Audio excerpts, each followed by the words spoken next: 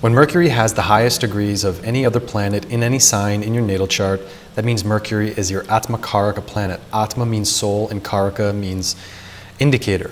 So that means Mercury is the blueprint for your soul's expression in this lifetime. It's the foundational planet, or it's the planet that lays the foundation of your basic character. And so if Mercury is your Atmakaraka, the first thing to do is really contemplate Mercury and learn as much as you can about it. And a good place to start is my series on the Mercury consciousness within you, where I talk about the healthy and the unhealthy expressions of Mercury. So in this series, we're looking at the information from the Vedic sage Jaimini about each planet being the Atmakaraka. What will that do to a person? As well as when a planet is in a combination with other planets to give a result, why is that planet included and what does it reveal about that planet to give that result? So the first indication that Jaimini gives us about Mercury, he says that when Mercury is the Atmakaraka, the result is the person is involved in trade, weavers, artist/craftsman, and legal knowledge.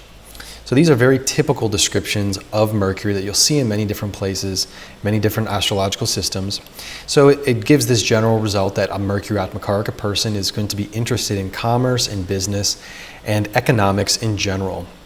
So a Mercury Atmakaraka person will have this general interest in their life in some way, shape, or form. It doesn't necessarily make them an economist or a business person. And partially is because that Mercury is such a dynamic planet and involving oneself in the dynamics of the aspect of what business is. It's the dynamics of people working together in order to make money. And a thing about Mercury Atmakaraka from the get-go I'll say is that they tend to have a difficulty sticking to a single career or choosing one specific career, because they have so many different curiosities and interests in so many different areas of life. And we're going to be talking about this, the dynamism of Mercury. And so I've seen that these people will try a lot of different careers out, or they'll do one thing, they'll get disinterested and try to do another thing. So it's not a negative to Mercury. In a certain way it is, but it's just because they feel like they can do a lot of different things. And they can often jump around in different careers, and they tend to be very interested in learning new skills, a curiosity-based type of person, and how far they can take a certain interest and to really become really good at it. And of course, they're very cognitively adaptable. They are able to adapt themselves intellectually to various situations. That's a skill of Mercury. And trying out things that are completely new. So I tend to see people, and this includes interest in astrology. A lot of people who are interested in astrology are Mercury Atmakarakas, and I think it's partially because astrology is, first of all, it's esoteric, so it's about the hidden worlds and the hidden aspect of our reality. And Mercury Atmakaraka people, they like digging in and investigating and learning about something with so many complexities added to it.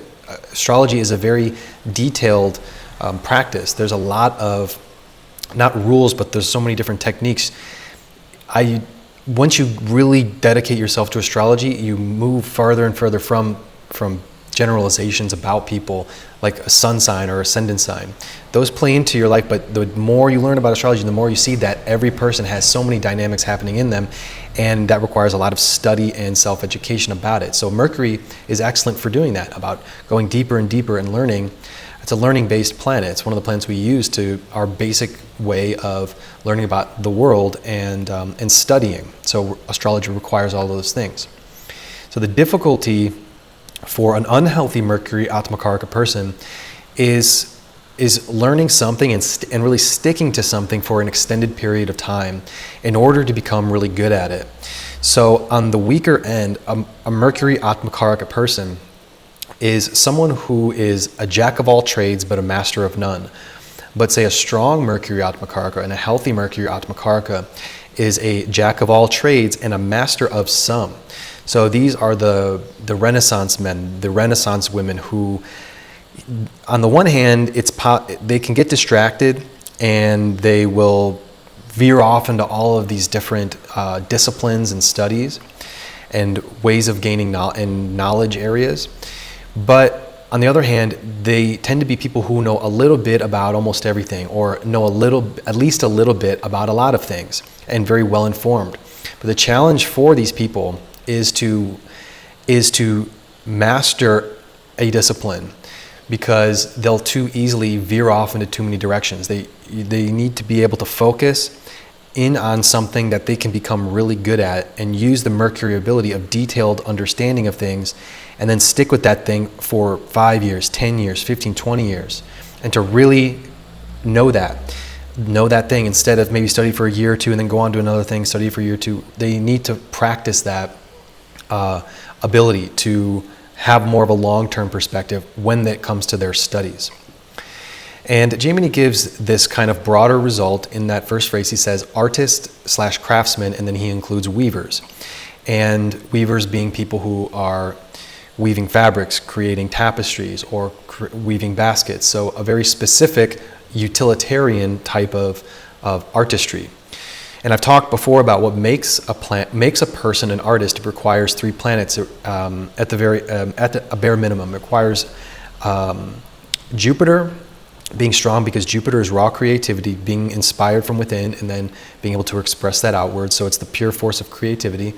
Having Venus involved in the career areas of your chart. Venus, because it's the planet of aesthetics, of design, and to be able to intuitively grasp symmetry and making something attractive and beautiful as an imitation of the natural order of nature, such as geometric shapes and tone, and in proportion and style, all of these things that make something aesthetically beautiful, or having a good handle on aesthetics. And then you have Mercury involved to become an artist, because Mercury gives the physical dexterity that it takes to be an artist. And almost every art form requires the use of the hands. You can come up with exceptions, like singing isn't a hand-based art form. But so many art forms require the use of the hands. And of course, Mercury's sign, Gemini, is ruling the shoulders and the arms and the hands. So Mercury is having a good Mercury is important for art, because you have to have dexterity and technical ability, the detailed ability. And so I've also talked about how Mercury makes a person an actor. So that's another form of art that doesn't require the hands per se, but Mercury is the rule in medical astrology. Mercury rules coverings, so things that encase something, and that makes Mercury the ruler of our skin. And what does an actor do? Actor puts on another mask, or an actor goes into the skin and life of another person for a while, and then portrays that in a fictional setting, and then leaves that skin eventually. So Mercury is involved in theater as well. It's a planet of playing with the role of another person.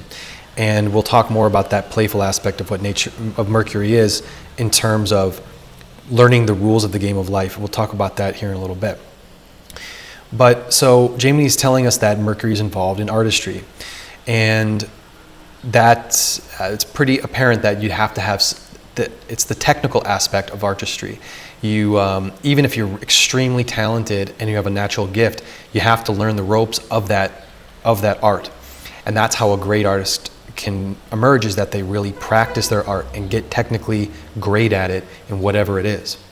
So a healthy Mercury Atmakaraka person, what the fundamental of it is that they're learning how to be technically proficient at something, to really get into the nuts and bolts of any kind of profession, not just being an artist, and to move beyond the broad strokes of knowledge and get into specific details, and to then master those details.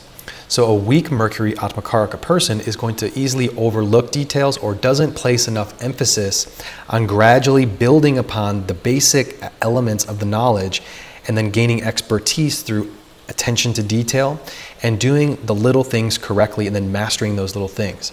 And a strong and healthy Mercury can make a person become a perfectionist. Virgo is really the sign of perfectionism. And Mercury is exalted in Virgo, and it's its own sign. And for better or worse, people get really annoyed by perfectionists, but that indicates a very strong Mercury, and a strong Mercury in general, someone that can really get into those details and really want to become a master because they're the master of the details. And Jaimini includes in this first description legal knowledge, And this is saying that a Mercury Atmakaraka person is able to excel in the legal profession because laws are essentially objective rules of the game of society. They are detached codes that people are expected to follow. And it's kind of the baseline of the rules of the society, the rules of the game of this society. So the Mercury force within us, operating within all of us, is to learn the rules of the game of life and learning the ropes. What is the structure that I'm contained within, and how to decipher how to play that game, and then analyze what is the best position I can put myself within that game to get the most optimal result, to live a life that is fulfilling for me. How do I position myself in this game we call life? And this process is happening to all of us all the time. How to best position ourselves. So if you say, for example, if you want a spouse, how am I going to play that game of finding a spouse? Am I just going to wish and hope and pray? Am I just going to walk around and start talking to random people? Or am I going to define, this is the kind of spouse that I want? Say a nature lover. Well, if you want a nature lover, it's best to go out into nature, join activities of other people that are also nature lovers, to put yourself in that position in order to eventually find someone that you like. You're playing that game to optimize the result of a partner that is compatible with me. So there's kind of a strategy involved, but it's really knowing how people work and knowing how life works, that you'll find a compatible person when in a place where those compatible people will appear. Just going to bars and expecting to meet a great person in a bar, well, you're going to meet someone that likes to drink. So that if you don't like a person that likes to drink, well, you can't meet a good person in a bar, etc. So this is all basically to say that good Mercury Atmakaraka people are seeing the way that the world works accurate. They're able to accurately see how the world works and then take advantage of it because they understand how the game works. And the legal profession is that. It's a set of rules that judges and lawyers have to play according to in order to... So it's not so much about the seeking of justice for something. That's not a Mercury motivation. It's being able to analyze and do well in a systematic set of rules and codes. Like like a referee in a game. If you break the rules, this is the result. So it's just knowing the ins and outs of the specifics. So you might be a Mercury Atmakaraka person. That doesn't mean you're going to become a lawyer.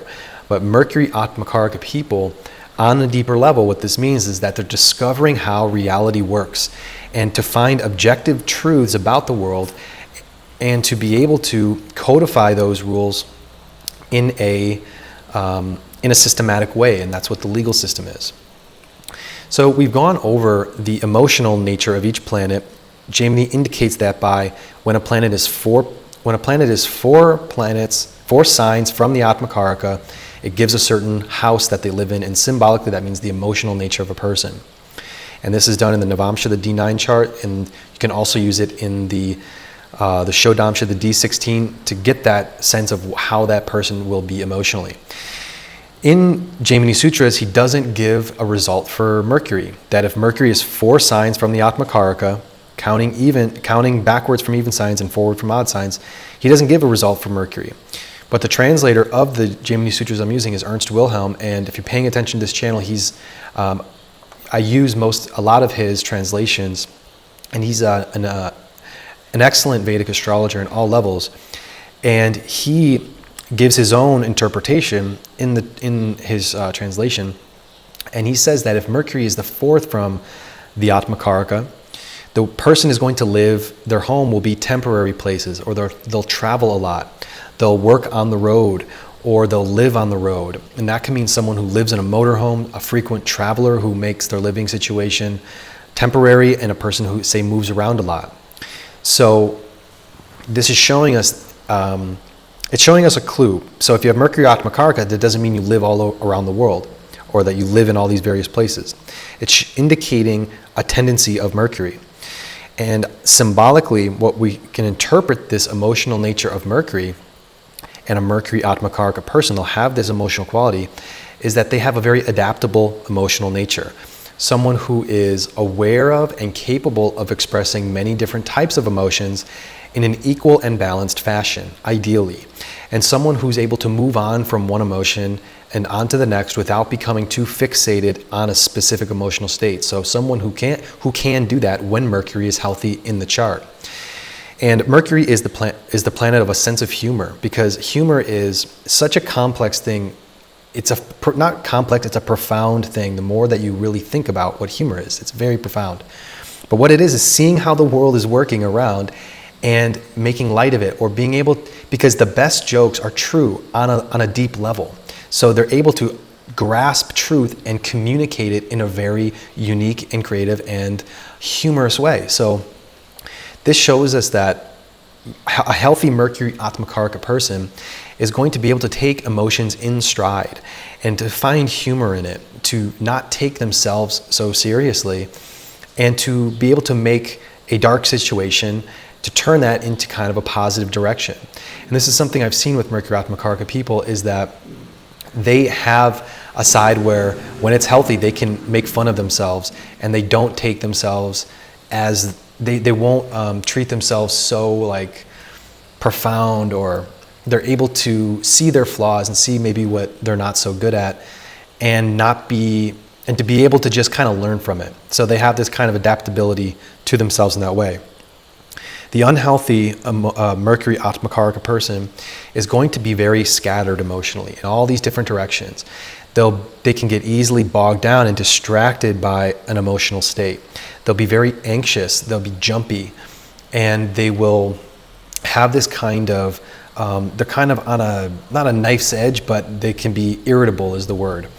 And that comes from the excess of being overly stimulated, and to not be able to totally feel an emotion, but from not being able to fully understand what the emotion is, and then it's kind of like sweeping things under the rug, where you just kind of want to ignore it, but then all of the dust builds up under the rug. So they will be jumping around to all these different things, and they're not going to be able to have a clear and clean way of grasping what they're feeling. They're just too distracted in that sense, and that's a very common Mercury detriment. If you look at my series on Mercury, is that nervousness, and that is always a risk for a Mercury Atmakaraka person, to become very scattered, and then emotionally not having a true grasp on your emotions because you're not feeling them fully. You're not engaging with them fully. So the next section that we look at in this series is what kind of weapon that each planet uses when confronted with conflicts and problems in life. So most of the planets, Jaimini gives a weapon to them, and that is showing us how a person deals with problems. So the sun is a sword, moon is not given a weapon, Mars is a spear, and Jaimini says that Mercury is an ascetic of the highest order, or armed with a staff.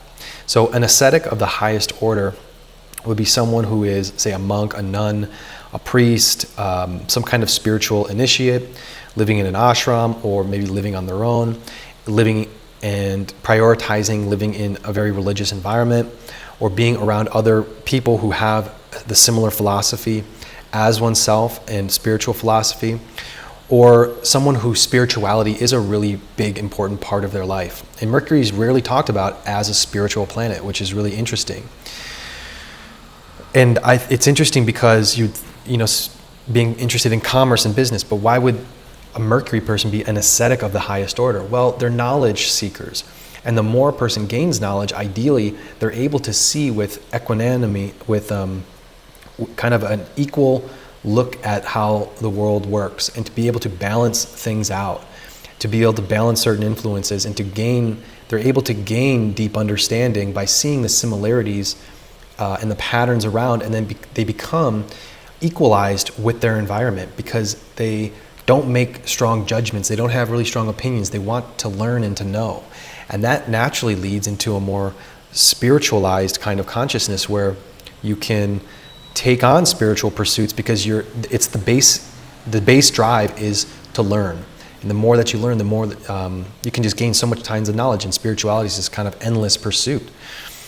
And when it comes to the conflict aspect, Mercury Atmakaraka people are not very conflict-driven people, and they're kind of a lover and not a fighter type of person. I've had Mercury Atmakaraka people describe themselves as that. We all have to deal with conflict. We all have Mars, but they'd rather avoid that. They would rather avoid open confrontation kind of situations. So with all other influences equal in the chart, which they never are, but nevertheless, a healthy Mercury Atmakaraka person is someone who will want to draw down heated conflicts, and they are generally avoiding open conflicts. They don't tend to be very aggressive people. They look towards bridging gaps of understanding and finding commonality. They're equalizers in that way. And when a problem or obstacle comes up, they can be very level-headed, and they want to find a solution that makes sense for everyone. And Jaimini mentions, so he's saying armed with a staff. And so he's saying these are weapons, but a staff is not necessarily a weapon. And if you break down that symbol, wise people, they would hold staffs, or they would use a cane or a staff to walk. So someone who has worldly knowledge, and someone who is, when they're older or have this kind of worldly knowledge, who can see the futility of conflict, of certain conflicts in a broader picture. And someone who maybe has a great deal of knowledge and who can resolve the conflict through communication and through peaceful means. It's kind of the symbol of someone carrying a staff.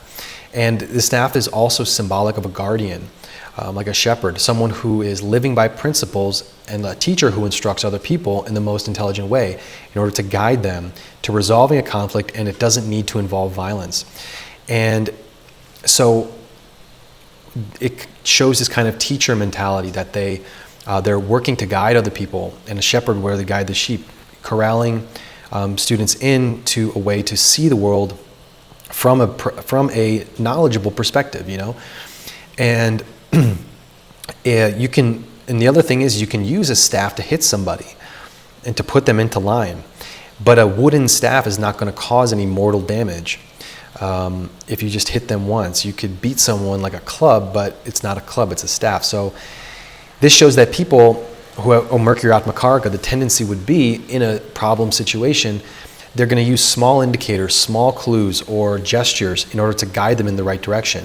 So it's not that they're afraid of violence, they'll have to put someone in line if they have to, but it's not going to be in an intense kind of way. They'll do what they have to do to, say, discipline someone or deal slightly rough with the problem, but they're not vicious about it. It's a much more gentle type of person when dealing with conflicts.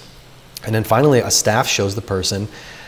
You have a staff when you're traveling, and ever since I was a kid, I know that whenever I went into the woods or walking around in nature, I always find myself a stick and I walk with the staff. It just feels better when you have a stick. And in the olden days, before mass transportation, you're basically walking all the time, and you will always need a staff essentially.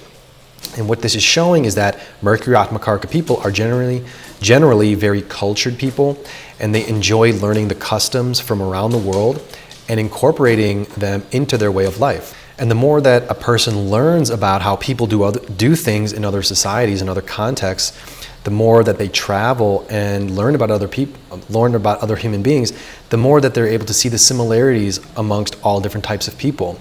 And Mercury is the planet of friendship. And so Mercury Atmakaraka people, they want to get to know people who are very different than them.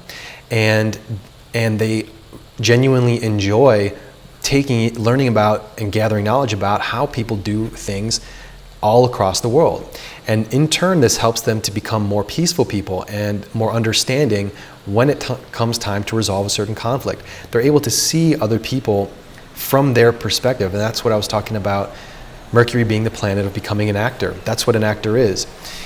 You have to be able to see in order to play the role right, you have to be able to live out how that other character sees the world.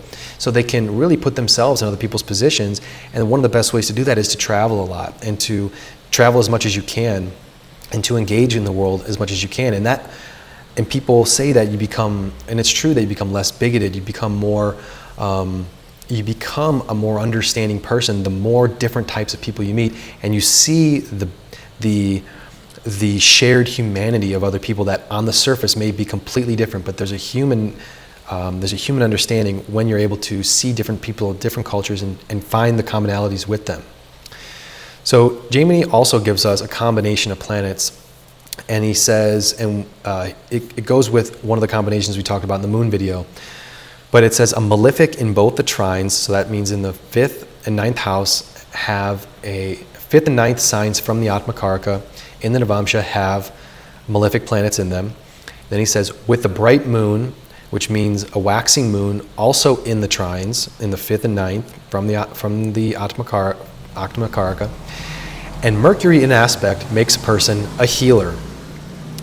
So the malefic signifies someone who has the natural skills of solving problems, doing the work and effort it takes to take on the profession of healing. The waxing moon is about growth, and that's about growing one's knowledge and ability to help a person, to help heal a person. And so what about Mercury in this combination would contribute to a person becoming a healer? So Mercury is our ability to investigate the world around us, to optimize our lives.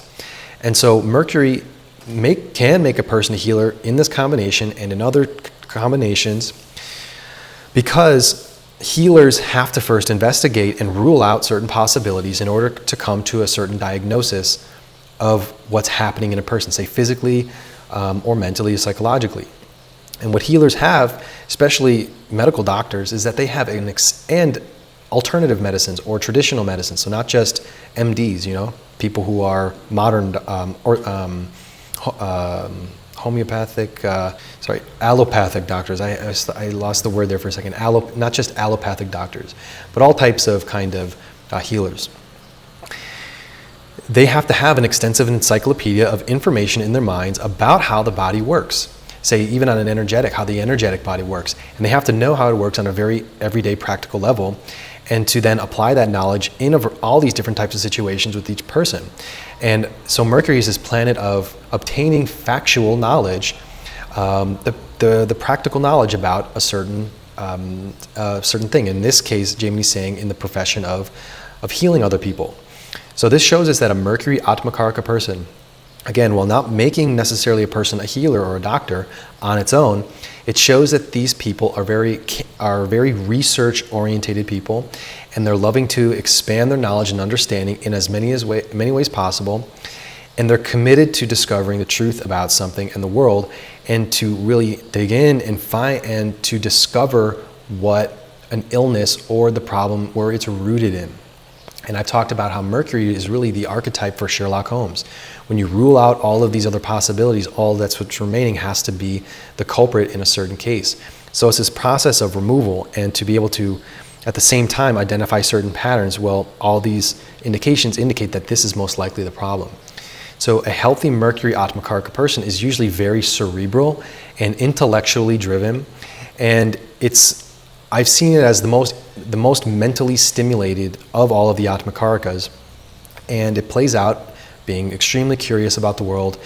And it depends on what house Mercury is in your natal chart, in the first, the D1, to see where the person is most intellectually driven to learn about, where their curiosity is most, where their curiosity will be drawn to the most, that house cusp, and to learn about that cusp the most as possible in their life. And we spoke about this next combination in the moon video as well. And Mercury tells us that if in the Navamsha, in the sign of the Atmakaraka, or the 5th from the Atmakaraka, you have the planets the moon, Jupiter, and Mercury, it's going to make a person an author. So authors have to have a strong imagination and a sense of presence in the here and now, and in the presence of the whatever they're writing about, and that's the moon. And then you have to have a deep knowledge about what they're writing about, and imbue that with wisdom and symbolism, and that is the Jupiterian aspect of writing. And then the tactile ability for language and to communicate thoughts and ideas, and that's what Mercury is. So Mercury really is the planet of language formation and using language in a skillful manner to describe exactly what concepts you're attempting to describe. So this shows that a Mercury Atmakaraka people have a very natural skill and interest in the art of communication. And that can take all these different forms. It can take the form of actually being an author and writing. It can take the form of being a speaker, someone who communicates well with other people. And and then you can combine that even with the knowledge of the rules of law, combine that with legal knowledge and technical abilities of law. The person can become a great lawyer, and this adds into the legal ability and the profession of lawyers that Mercury can excel at if they're great communicators as well. So any kind of profession that needs great communication skills, this is a Mercury Atmakaraka profession. And that includes advertising. It includes all different types of business in the business world. You have to be able to work with other people on a daily basis in order to get things done correctly.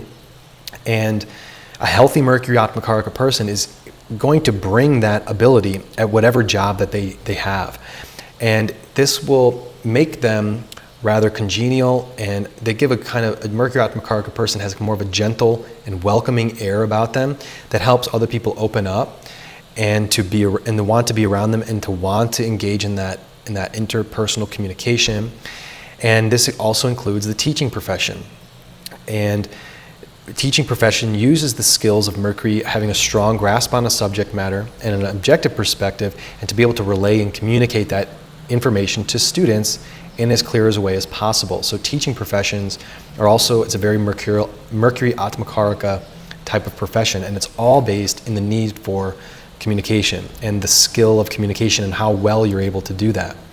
So a weak or unhealthy Mercury Atmakaraka has that same effect of how Mercury is in Pisces, the sign of its debilitation. And what a weak Mercury Atmakaraka person will do is that they're very meandering in their communication style, and they can get lost in the weeds of something and are too conceptually minded. They're the airheads, and they aren't able to relate information in real life. They'll use very big lofty words to explain what could be a rather simple idea, and they're just drifting off, and they will use big words, and I talked a lot about this, but that's when Mercury doesn't have a good grounding. Mercury isn't a planet ruled by the earth element, and that's why it's a manifesting planet, because it's on the ground, real nuts and bolts. In Parashara, it's described, the third house is described as initiatory instructions, and I really like thinking about that. And Mercury sign Gemini is the natural third house. So Gemini has this initiatory instructions element to it. And what that means is elementary education, the basic education, and reading, writing, arithmetic in early life. But just knowing if you say you pick up a book, I'm going to learn about, say, the basics of physics. Well, you have to start at the initiatory instructions. You have to start at the bottom level and work your way up. That's what the third house is. And that is a Gemini skill, and that's also a Mercury skill, to be able to get, I always say nuts and bolts, but get the nuts and bolts down correctly. A person who has a weak Mercury Atmakaraka, they want to jump into the big picture stuff without having a firm grasp on the small stuff. So Mercury Atmakarakas are learning in this lifetime how to become better communicators in all areas of their life, and most importantly, the people who are closest to them. What are the most effective strategies when you're talking to someone that you need to create a rapport? An excellent Mercury is someone who creates rapport, and that is a fluid, and it's a way to fluidly work with somebody and to create a harmony between two people. You have a rapport. You have this way that you can work together in an amicable fashion. And in our modern age, I believe that the most overlooked aspect of communication is listening to what other people are saying. So good Mercury Atmakarakas are great listeners, and they're grasping that communication that's being given to them. Mercury in Vedic astrology is neither male nor female. It is essentially Mercury has in equal proportions male and female abilities. Male being the talking and outward aspect of communication, female being the receptive aspect of communication, listening. So that is a huge part about what communication is. A good Mercury Atmakaraka person waits their turn and listens very carefully to what the world is saying to them, but when they're talking to someone, listening to exactly what they're saying. And I've seen a great profession for Mercury Atmakaraka people is journalism, because that requires all of the skills of information gathering that Mercury wants to do, learning how things work, and then distilling that down into a story, and then using the ability of Mercury to communicate and write that story, all based on objective facts. But also, a journalist has to be super engaged with the outside world and to be able to listen and document and bring in information. They're excellent listeners. The weak and unhealthy Mercury Atmakaraka, they're predictably very poor listeners, and they struggle with objectivity. And what they're hearing, they'll want to insert their own ideas and interpretations of another person's words. And then that muddles and that confuses the communication, and that leads to misunderstandings and disagreements, and loses the opportunity to find common ground. If there's ever anything most frustrating to somebody, is when you say something and then what you've said has been turned and given its own set of intentions based on what the other person thinks that you're saying. They're not actually interested in just getting to what you're saying and understanding it. They want to inject their own intentions and their own take on it, and they don't just take what you said on itself, because they're being subjective. They're not using the Mercury ability to be objective in that communication process. And so the final statement that Jaimini makes about Mercury is that Mercury Atmakarakas will be a Mimamska. And this is the section where Jaimini talks about the different spiritual pursuits of each planet. So the Mimamsa tradition is an approach to philosophy that emphasizes critical examination of texts through inference, comparisons, analogies, the testimony of reliable experts, and a deep analysis of linguistics and the language used in the topic. And I found this really interesting as I was looking more into this, that Jaimini himself, the same Jaimini that we're talking about that wrote his sutras of astrology, wrote one of the founding texts of Mimamsa philosophy called the Purva Mimamsa Sutras. And Wikipedia says, quote, "The text provides rules for the interpretation of the Vedas and also provides philosophical justifications for the observance of Vedic rituals by offering meaning and significance of Vedic rituals to obtain moksha." Moksha is liberation from earthly living, so the ability to liberate oneself in a spiritual manner. So that's one of the highest goals of Vedic philosophy, to obtain liberation from the earthly life. And so I guess from this we can assume that Jaimini was a Mercury Atmakaraka, because he says that they take on the philosophy that he helped to found. So this is a very intellectually rigorous philosophy, and very similar to the approach of the Western philosophical tradition of emphasizing investigation and a very detailed analysis of what's being discussed. So this shows that the skill of Mercury being able to of critique, to critically analyze something and break concepts down into separate categories and in order to make better sense of them. So Mercury is very critically an eye for to be able to break things down, having a very critical eye for true and false. So Mercury Atmakaraka people usually have this kind of critical mindset and are able to analyze information and bit by bit, and to be able to look into that and see if there's a falsehood somewhere in there. And the better they do that, the better they are at pattern recognition, which is one of the biggest, which is one of the most powerful abilities of Mercury to have. And they're able to see the larger strokes, and they're able to see the bigger picture because they have such a good handle on the basics. They see the bigger pattern at play. And the best way I like to think about, in this sense, of a healthy and unhealthy Mercury Atmakaraka, in this respect of critical analysis, is when you have those diagrams that, you know, when you're a little kid, you're given, they have all the different separate dots, and you have to connect the dots in order to see the larger picture. And in real life, what this kind of comes down to is that a person can hone in, say you've got a map of all these dots, a person can hone in on one dot or a cluster of dots, and they focus in on those little special areas of knowledge, and they can become amazing at knowing that one dot. But so that's an aspect of a good Mercury. But what the healthiest and best expression of Mercury is to be able to then back up and to be able to see how all of the dots are connecting to each other. And essentially what that says is to see the bigger pattern at play. That's what a Mercury Atmakaraka person needs to learn how to do, is to be able to not get lost in a single dot, not get lost in a single area of knowledge, to become overly specialized and at the same time not have the bigger pattern, be able to observe the bigger pattern.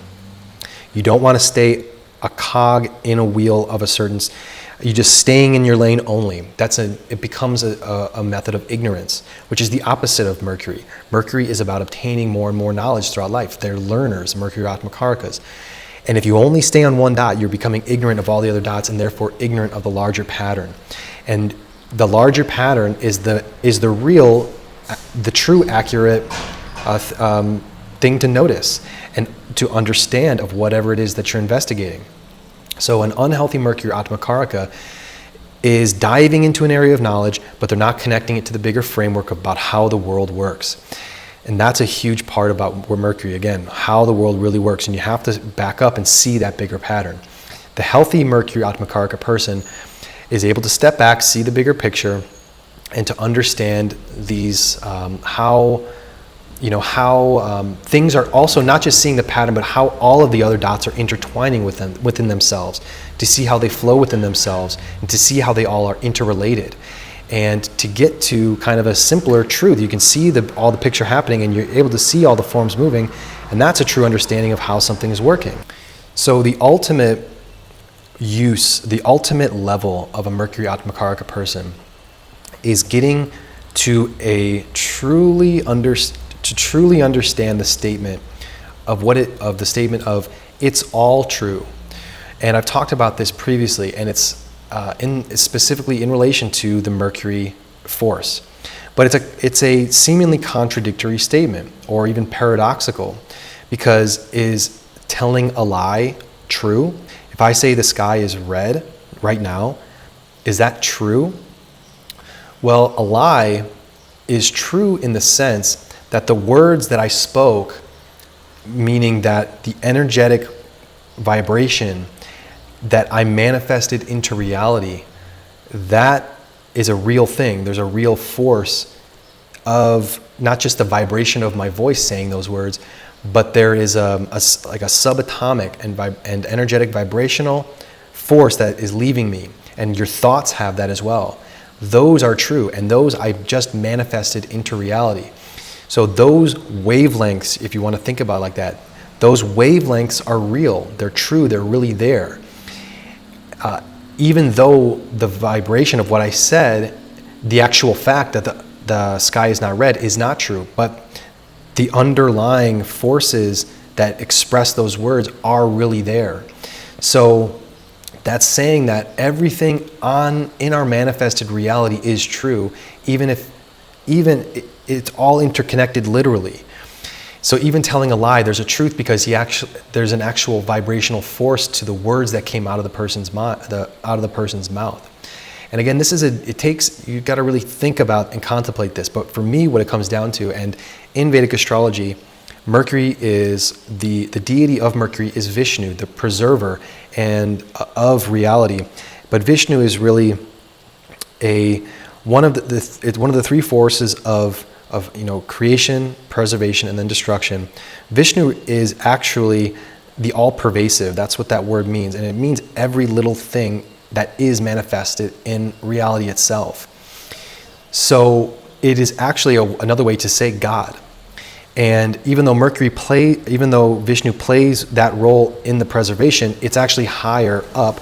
And the monad, you can think, the one all true pervading reality, is manifesting as Vishnu to take that role as the preserver of creation. So this is all basically to say that every particle in the universe is Vishnu, and everything is God, and therefore everything is true. Everything is everything.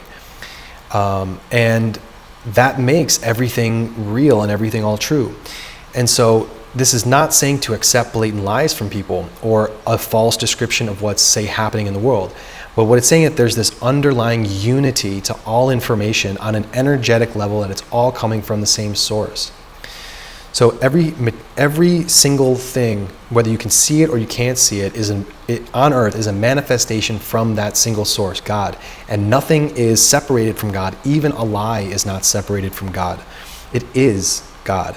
It is real. It is true in that sense. So it's kind of a play on words, but the Mercury Atmakaraka person, when they're able to see that everything is connected around them, they're able to kind of gain this balance to life, and they're able to walk through life understanding that everything is a manifestation of God. And that is one of the healthiest ways that a person can come to in their life. And again, it's not saying I'm accepting the lies of the politicians, or when people tell me something that I know is wrong and I'm just going to go with it. Oh, well, that's God. In a way, it's God telling you something, and what are you going to respond to it by? Well, I'm going to use my ability to optimize my life by not believing that person. So everything is you can think about it is God telling you something, even if it's untrue. You're interacting with God, even if you're just writing in a piece of paper. That paper, the particles, it's all connected. We're all connected on that level. So that is the Mercury way of discovering that ultimate truth that everything is God. So in summary of that, a Mercury Atmakaraka person is essentially being called in their life to seek and to come to terms and understand truth, and then get to that final all-pervading truth, the truth of God is everything, and everything is a manifestation of God. It all comes from one place. The good, the bad, and the ugly are all energetic forms and manifestations that all live paths of their own. It's like this piece of paper here, or this book over here. Those used to be trees, and those particles that used to be wood in a tree is on a journey. And it started as a seed, and then it became a tree, and then it got cut down, and then it was printed into a book. Now I have the book. Eventually the book, where will the book go? And in 1,000 years, it'll be recycled back into the earth, something like that. Everything has a journey to it. And everything is constantly changing around us. And everything has a certain variation to it. But at the end of the day, it's all connected, and it all comes from the same source. So that's where you get that spiritual aesthetic of the highest order. What Jaimini's talking about is being able to really contemplate those different these ideas that I'm talking about now, and to get to that baseline understanding that it's all a manifestation of God. And that leads to it really leads to the Mercury way of being light, because it's not, when everything's God, you're surrounded by God all the time. And that gives that kind of lightness of being that a healthy Mercury has. And Mercury Atmakaraka people, it's healthy for them to really contemplate these kinds of philosophies and ideas. They're very intellectual people, so I'm sure they can handle it. But that is the Mercury Atmakaraka video. Stay tuned for the next planet. It is going to be the Jupiter Atmakaraka.